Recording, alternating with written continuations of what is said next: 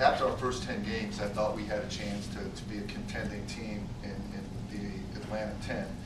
And we just really struggled after those first 10 games. We think we know why. It's still hard to explain. But the wonderful thing is, this was the team we had through the first 10 games today. And we weren't perfect. We don't always play smart, but we played hard. You know, we just got our heart back. We played with energy. We were very committed on the defensive end. And you know, this is the kind of team I expect us to have. And I'm very disappointed with the last stretch of games, but today was a great step in the right direction. I'm so happy the kids feel good, because they should, for how hard they played. We surprised the first half from both teams. It didn't look like either team. Nothing surprises me anymore. I really mean that. In college basketball, nothing surprises me. Thank you. Can you talk about that play a little bit? The where Eric got the and one underneath the basket coming out of the timeout. Yeah. One. It's a play that we've worked on, and once again, just our recollection isn't the best. We not only had to draw it up, we had to tell the screener what he was doing as he was doing it, but we managed to do it, and we got the play. So it's nice to have things go as planned sometimes. With all due respect, we set the screen in there, Coach, because I'm watching the ball. No, don't worry about it.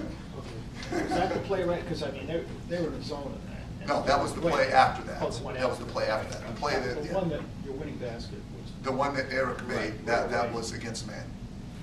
That was against man. The play before that was against He him. just came off the screen, got the pass. Yeah. Yeah. I assure you, it might have been a soft man, but it was man. Unless they're 7-footers playing the wing of the zone, it was man. Is there anything you can do against that trap? You know what? I do a bad. Number one, we probably should have got a timeout. But I have focused with this team so much on the first 39 minutes of the game that we just haven't spent enough time on the last minute. And you know that's fortunately the game-winning play worked. But on that play, we had Sam Mills wide open down the court. But Earl is taught in normal situations to throw the ball to the first open man, and he did exactly what he was taught. But if I had worked on that home run play a little bit more, we would have had a layup, and it never would have come down to that last play. So it's just needing to work. We had 2 late game situations. One went well, one didn't, and we need to work on that more. Did you have an idea what they were going to try to run with Jones, given Jones trying to let him freelance a little bit? In that last play over there? Yeah. Most teams, when it comes down to it, and their game-winning shot against Richmond reflected that too, is when it comes down to it, you try to put your best ball in the hand of your best playmaker and give him the screen and let him make a read and a play. And we thought he would do that, and Eric gave a great hedge on the play, and Tyreek was strong on the ball. It was just great ball screen defense, but we thought they would do something with Jones and a ball screen. Eric, can you talk a little about getting trapped there in that corner at the end? Does it kind of just happen so fast you don't really have time to react? Yeah, I wasn't thinking about them calling the jump ball. I was just thinking, like, when I get it, hold it tight, don't lose it, because they're going to swipe and try to foul me. So I just thought I was going to get fouled, not to, jump ball. You got into it with Martell a little bit early in the second half, and it looked like both of you guys raised your games after that. Did you get a little boost from that, a little fired up? Yeah, it kind of made me mad, but I was already fired up from the beginning. From a psychological or mental standpoint, to use a cliche, how important was it to stop the bleeding today?